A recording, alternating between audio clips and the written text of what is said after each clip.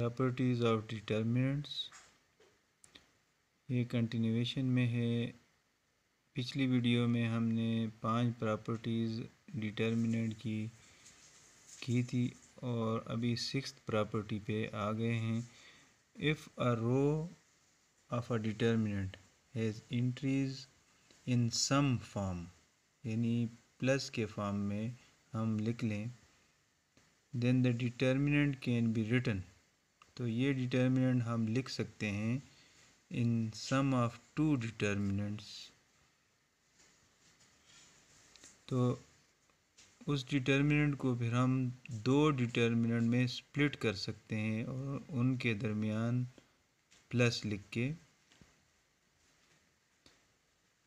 First determinant जो बनेगा वो पहली यानी जो रो में पहली एंट्री है वो ले लेते हैं और जो दूसरी एंट्री है वो दूसरे डिटर्मिनेंट में ले लेते हैं। मसलन पहले रो को, और इसी तरह कॉलम में भी इसी तरह कर सकते हैं। अगर कॉलम की एंट्रीज़ को हम सम के फॉर्म में लिख लें तो फिर हम उस डिटर्मिनेंट को दो डिटर्मिनेंट्स के सम में स्प्लिट कर सकते हैं। मसलन ये एक डिटर्मिनेंट है 3/3, उसमें जो फर्स्ट रो है उसके हर एक एंट्री को हमने सम ऑफ 2 नंबर्स में चेंज किया है। तो अब हम पहली एंट्री यानी बाकी 2 रोज से में कोई चेंज नहीं है। फर्स्ट रो में हमने ये किया है कि हर एक एंट्री को सम ऑफ 2 नंबर्स में तब्दील किया है। अब देखिए फर्स्ट और फर्स्ट ये लेके हमने फर्स्ट रो बना दिया, फर्स्ट रो, और इसी तरह बाकी सेकंड रो और थर्ड रो साथ लिख लिए।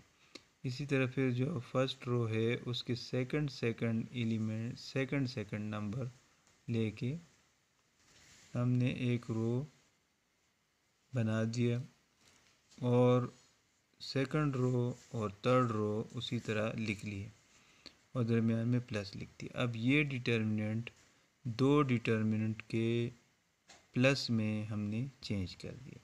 इसी तरह कोई एक कॉलम, मसलन हमने सेकंड कॉलम को इस तरह किया हुआ है कि उसके हर एक एंट्री को 2 नंबरों के प्लस में लिख दिया। अब जो है ना ये फर्स्ट रो ये ले लिया और सेकंड रो ये यानी थर्ड रो ये ले लिया।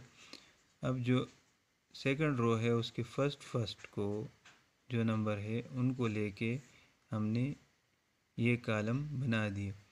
फर्स्ट कॉलम को ले लिया और थर्ड कॉलम को ले लिया और सेकंड कॉलम के फर्स्ट नंबर को लेके ये कॉलम बना दिया। इसी तरह ये एक डिटर्मिनेंट बन गया। अब हम प्लस करके सेकंड डिटर्मिनेंट को किस तरह बनाएंगे, फर्स्ट कॉलम को लेके फिर थर्ड कॉलम को लेके और जो सेकंड कॉलम है उसमें जो सेकंड नंबर हैं उनको लेके एक कॉलम बना दिया और दरमियान में प्लस लिख दिया।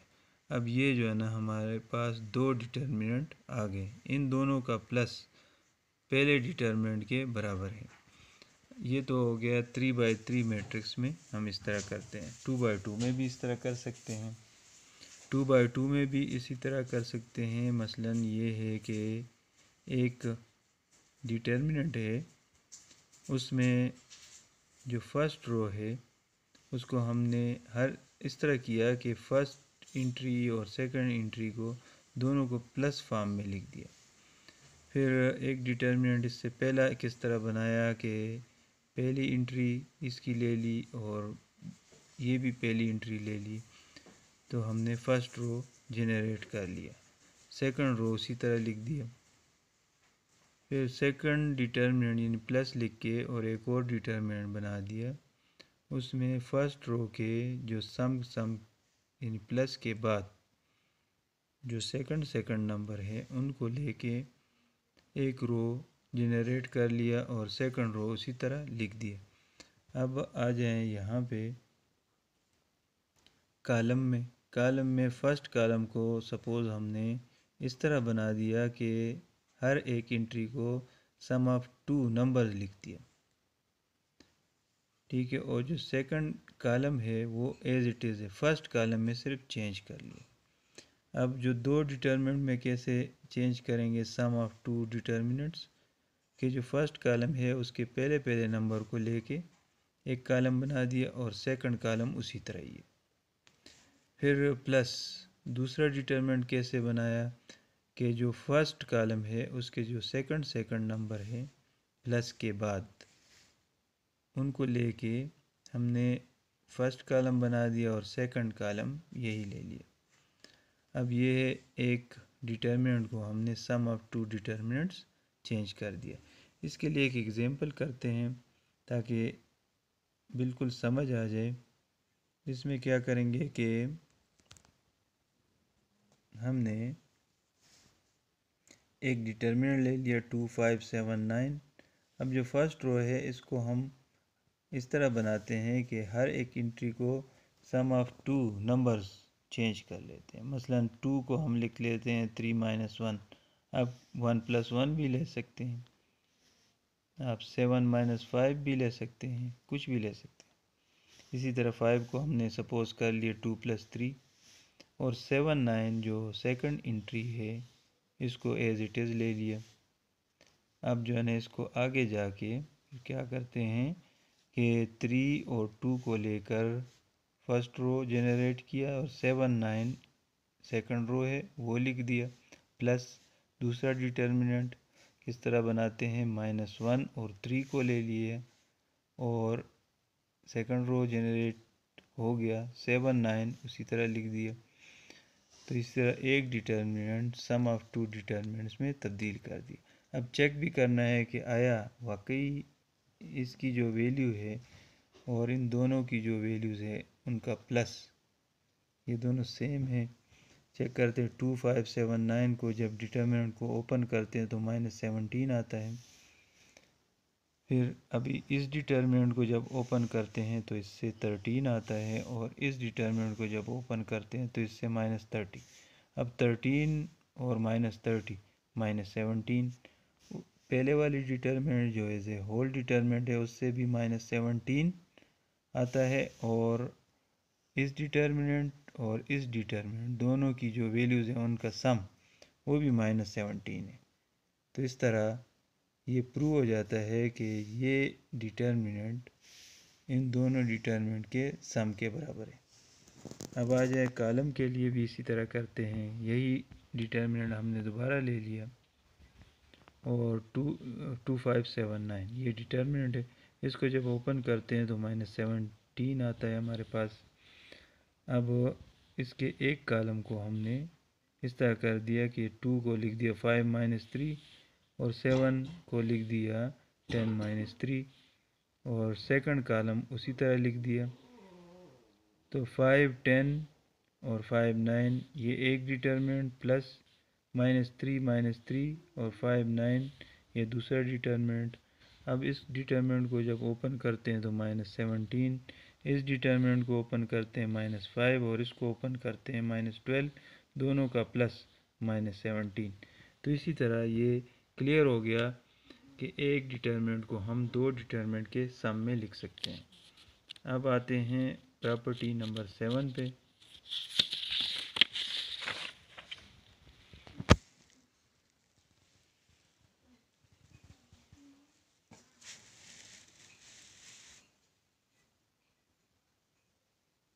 अच्छा, प्रॉपर्टी 7 क्या कहती है कि the value of a determinant is not change if a constant multiple of one row is added to another रो।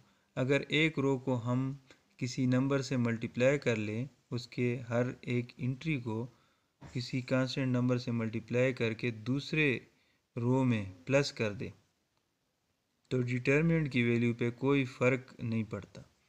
इसी तरह अगर हम यानी डिटर्मिनेंट की वैल्यू पे कोई फ़र्क नहीं पड़ता अगर हम कोई कांस्टेंट मल्टीपल एक कॉलम का दूसरे कॉलम में ऐड कर ले, यानी एक कॉलम को आप किसी नंबर से मल्टीप्लाई करके दूसरे कॉलम में ऐड कर दे तो डिटर्मिनेंट की वैल्यू पे कोई असर नहीं पड़ता, इन डिटर्मिनेंट की वैल्यू सेम रहती है। मसलन हम लेते हैं 2/2 डिटर्मिनेंट, ठीक हो गया। अब ये है A11, A12, A21 और A22, ये एक डिटर्मिनेंट है। इस डिटर्मिनेंट को जब हम ओपन करते हैं तो उसकी ये वैल्यू आती है। अब हम क्या करते हैं, ये फर्स्ट रो को हम K से मल्टीप्लाई करके सेकंड रो में प्लस करते हैं। ये देखिए सेकंड रो हमारा चेंज हो गया।